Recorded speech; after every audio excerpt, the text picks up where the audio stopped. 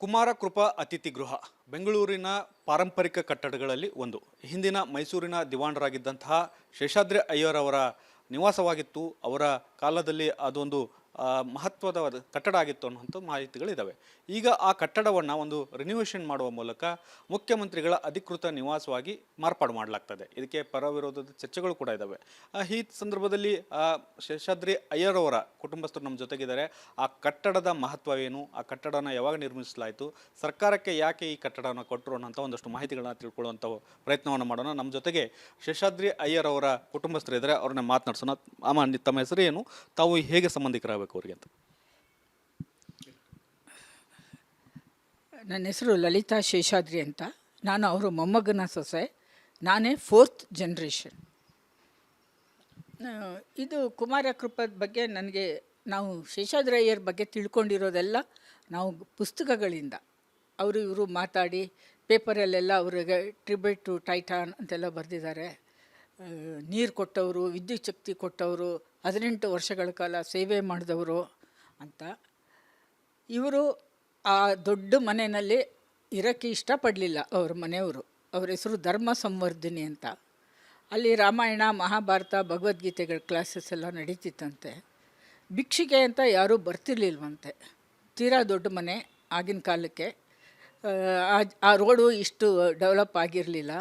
ಅದರಿಂದ ಅವ್ರು ಹೇಳಿದ್ರಂತೆ, ಈ ಥರ ಎಲ್ಲ ತುಂಬ ಆಸ್ತಿ ಇಟ್ಬಿಟ್ರೆ ಮಕ್ಕಳು ಸೋಮಾರಿ ಆಗಿಬಿಡ್ತಾರೆ, ಅವ್ರವ್ರಿಗೆ ಬೇಕಿದ್ದು ಅವ್ರು ಮಾಡಿಕೊಳ್ಳಿ ಅಂತ ಹೇಳಿದ್ದಕ್ಕೆ ಶೇಷಾದ್ರಿ ಅಯ್ಯರ್ ಅವರು ನಿವೃತ್ತಿ ಆದ ತಕ್ಷಣ ಮನೇನ ಬಿಟ್ಕೊಟ್ಬಿಟ್ರು. ಅದು ಇಷ್ಟು ವರ್ಷ ಅತಿಥಿ ಗೃಹ ಆಗಿತ್ತು. ಆ ಅತಿಥಿ ಗೃಹಕ್ಕೆ ಇವರು ಮಹಾತ್ಮ ಗಾಂಧಿಯವರು ಬಂದಿದ್ದಾರೆ. 18ನೇ ಗುರು, 32ನೇ ಶೃಂಗೇರಿ, 18 ತೆಗೆದುಬಿಡಿ, 32ನೇ ಗುರುನ ಶೃಂಗೇರಿ ಮಠದಲ್ಲಿ ಅಪರಶಂಕರ ಅಂತ ಕರೀತಾರೆ. ಯಾಕಂದರೆ 32ನೇ ವಯಸ್ಸಿಗೆ ಶಂಕರಾಚಾರ್ಯರು ಹೋಗಿಬಿಟ್ಟಿದ್ರು. ಯಾರು ಆಗ್ತಾರೋ ಅವ್ರನ್ನ ಅಪರಶಂಕರ ಅಂದರೆ ಶಂಕರರ ಅವತಾರ ಅಂತ. ಅವ್ರ ಹೆಸರು ಶ್ರೀ ಶ್ರೀ ಸಚ್ಚಿದಾನಂದ ಶಿವಾಭಿನವ ನರಸಿಂಹ ಭಾರತಿಗಳು ಅಂತ. ಅವರು ಕುಮಾರಕೃಪಕ್ಕೆ ಬರ್ತಾರೆ. ಬಂದು ಅಲ್ಲಿ ಚಂದ್ರಮೌಳೀಶ್ವರನ ಪೂಜೆ ಮಾಡ್ತಾರೆ. 1-2 ದಿನ ಇರ್ತಾರೆ. ಆಮೇಲೆ ಅವರು ಇವರಿಗೆ ನವಾಕ್ಷಿ ಮಂತ್ರವನ್ನು ಉಪದೇಶ ಮಾಡ್ತಾರೆ. ನಿಂಗೆ ಒಳ್ಳೆಯ ಅವಕಾಶ ಸಿಕ್ಕಿದೆ, ಯಾರಿಗೂ ತಲೆ ಬಗ್ಗದೆ ನೀನು ಕೆಲಸ ಮಾಡು ಅಂತ ಹೇಳ್ತಾರೆ. ಅವ್ರಿಗೇನಾದರೂ ಸಮಸ್ಯೆಗಳಿದ್ದರೆ ಶೃಂಗೇರಿ ಮಠಕ್ಕೆ ಹೋಗ್ತಿದ್ರಂತೆ ಗುರುಗಳು ನೋಡೋಕ್ಕೆ. ಹಾಗಂದರೆ ಅವರೇನು ಮೊದಲು ಅವರು ಸ್ವಲ್ಪ ನಾಸ್ತಿಕರಾಗೇ ಇದ್ದರು. ಮೊದಲನೇ ಸಲ ಅವರು ವಿಭೂತಿ ಹಚ್ಚಿದ್ದೇ ತುಂಗಾ ನದಿನಲ್ಲಿ ಶೃಂಗೇರಿನಲ್ಲಿ ಅಂತ ಬರುತ್ತೆ. ಆಮೇಲೆ ಅವರು ಮಠಕ್ಕೆ ಬೇಕಿದ್ದೆಲ್ಲ ಮಹಾರಾಜರ ಮೂಲಕ ಹೇಳಿ ದೊಡ್ಡ ದೊಡ್ಡ ಜಾಗ ಕೊಡಿಸಿದ್ರಂತೆ. ನನ್ನ ನೋಡಿದ ತಕ್ಷಣ ಗುರುಗಳು ಹೇಳೋದೇನೆಂದರೆ, ನೋಡಮ್ಮ, ಆಗಿನ ಕಾಲದಲ್ಲಿ ನಮ್ಗೆ ಯಾರಿದ್ದರು, ನಮಗೆ ಶೇಷಾದ್ರಿ ಅಯ್ಯರ್ ಇದ್ದರು. ನಮ್ಮ ಪೂರ್ವಜರಿಗೆ ಶೇಷಾದ್ರಿ ಅಯ್ಯರು ತುಂಬ ಮಾಡಿದ್ರು ನಮ್ಮ ಮಠಕ್ಕೆ, ನೀವುಗಳು ಆಗಾಗ ಬನ್ನಿ ಅಂತೆಲ್ಲ ಹೇಳ್ತಾರೆ. ನಾನು ಲೇಖಕಿ ಆಗಿರೋ ಕಾರಣ ನಾನು ಬರೆಯೋ ಪುಸ್ತಕಕ್ಕೆಲ್ಲ ಶೃಂಗೇರಿಯಿಂದ ಆಶೀರ್ವಚನ, ಮಂತ್ರಾಕ್ಷತೆ, ನಾನು ಯಾವ ಪುಸ್ತಕಕ್ಕೆ ಏನು ಹೆಸರಿಡಬೇಕು ಅಂತ ಶೀರ್ಷಿಕೆಯಿಂದ ಹಿಡಿದು ಗುರುಗಳು ನಮಗೆಲ್ಲ ಮಾಡ್ತಾರೆ. ನಮಗೆ ಮರ್ಯಾದೆ ಮಾಡಿ ಕಳಿಸ್ತಾರೆ, ನಿಮ್ಮ ಕುಟುಂಬ ಚೆನ್ನಾಗಿರಲಿ ಅಂತ.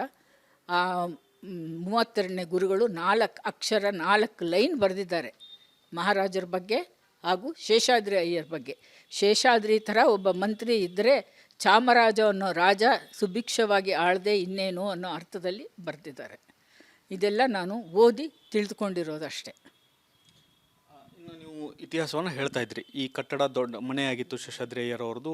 ಇದನ್ನು ಸರ್ಕಾರಕ್ಕೆ ಕೊಟ್ಟರು ಅನ್ನೋದು ಒಂದು ನಾನೆಲ್ಲೂ ಓದ್ತಾ ಇದ್ದೆ. ಸುಮಾರು 160 ವರ್ಷಗಳ ಹಿಂದಿನ ಕಟ್ಟಡ ಅನ್ನುವಂಥದ್ದು, ಐತಿಹಾಸಿಕವಾದಂಥ ಪಾರಂಪರಿಕವಾದಂಥ ಕಟ್ಟಡ. ಈ ಕಟ್ಟಡ ಈಗ ಒಂದಷ್ಟು ಸರ್ಕಾರ ಕೂಡ ಅದನ್ನು ಬಳಸ್ಕೊಳ್ಳುವಂಥ ಕೆಲಸವನ್ನು ಮಾಡ್ತಾ ಇದೆ. ಈಗಿರ್ತಕ್ಕಂತಹ ಮುಖ್ಯಮಂತ್ರಿಗಳು ಅದನ್ನು ತಮ್ಮ ಮನೆಯಾಗಿ ಮಾರ್ಪಾಡು ಮಾಡ್ತಾ ಇದ್ದಾರೆ, ಒಂದಷ್ಟು ಬದಲಾವಣೆಗಳನ್ನು ಮಾಡ್ತಾ ಇದ್ದಾರೆ. ಅದರ ಬಗ್ಗೆ ತಮ್ಮ ಅನಿಸಿಕೆ ಏನು ಅಂತ? ಇದಕ್ಕೂ ಹಿಂದೆ ಇವರ ದೊಡ್ಡಪ್ಪ ಅವರ ಮನೆಯಲ್ಲಿ ವೀರೇಂದ್ರ ಪಾಟೀಲ್ ಹಿಂದುಗಡೆ ರೋಡ್ನಲ್ಲೇ ಇರೋ ಮನೆಯಲ್ಲಿ ವೀರೇಂದ್ರ ಪಾಟೀಲರು ಬಾಡಿಗೆಗಿದ್ದರು. ಆಗಿನ ಕಾಲಕ್ಕೆ ದೊಡ್ಡ ಮನೆ ಇತ್ತು, ಇವರ ದೊಡ್ಡಪ್ಪನ ಮನೆ ಇತ್ತು.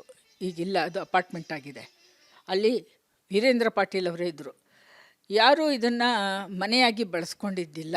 ಏನೋ ನಿಜಲಿಂಗಪ್ಪ ಅವರು ಇದ್ದರಂತೆ, ಆದರೆ ಅವ್ರು ಏನೂ ಮಾರ್ಪಾಡೇನೂ ಮಾಡಲಿಲ್ಲ ಅಂತ ಎಲ್ಲರೂ ಹೇಳ್ತಾರೆ. ಈಗಿನ ಮುಖ್ಯಮಂತ್ರಿಯವ್ರಿಗೆ ಗೊತ್ತು ನಮ್ಮ ಕುಟುಂಬದ ಬಗ್ಗೆ. ನಾವು ಅವ್ರ ಹತ್ರ ಇನ್ನೂ ತುಂಬ ಹೋಗಿಲ್ಲ. ನನಗೆ ಈ ವಿಚಾರ ಗೊತ್ತಿರೋದೇ ಮಾಧ್ಯಮಗಳ ಮೂಲಕ. ಇಂಡಿಯನ್ ಎಕ್ಸ್‌ಪ್ರೆಸ್ಸಿಂದ ಫಾರಿನಿಂದ ಕೆಲವರು ಫೋನ್ ಮಾಡಿ, ನಮ್ಮ ನೆಂಟರುಗಳು ಫೋನ್ ಮಾಡಿ ಹೇಳಿದ್ರು, ಹೀಗೆಲ್ಲ ನಡೀತಿದೆಯಂತೆ, ನಿಮಗೇನಾದರೂ ಗೊತ್ತಾ ಅಂತ. ನಾನಂದೆ, ನಿಮ್ಗೆ ಹೇಗೆ ಪೇಪರಲ್ಲಿ ಬಂತೋ ಅದೇ ಥರ ನನಗೆ ನ್ಯೂಸ್ ಚಾನಲಲ್ಲಿ ಬಂತು, ನನಗೇನು ಗೊತ್ತಿಲ್ಲ ಅಂತಂದೆ.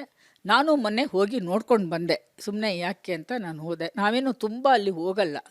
ಈಗ ಇಲ್ಲಿ ಒಂದು ದೊಡ್ಡದೊಂದು ಭಾವಚಿತ್ರ ನೋಡ್ತೀರಾ, ಅಲ್ಲಿ ಅಷ್ಟು ದೊಡ್ಡ ಮನೆಗೆ ತೀರಾ ಚಿಕ್ಕದಾದ ಒಂದು ಭಾವಚಿತ್ರ ಇದೆ. ಈ ಭಾವಚಿತ್ರವನ್ನು ಮಾಡಿ ಹಾಕಬೇಕು ಅಂತ ನನಗೆ ಅನ್ನಿಸ್ತು. ನಮ್ಮ ಸ್ನೇಹಿತರಾದಂತಹ, ನಮ್ಮ ಕುಟುಂಬದ ಕಾಂಗ್ರೆಸ್ಸಲ್ಲಿ ನಾಯಕರಾಗಿದ್ದಂಥ ಮಣಿಶಂಕರ ಅಯ್ಯರನವರು ಅಲ್ಲಿಗೆ ಬಂದು ಇಳ್ಕೋತಾರೆ.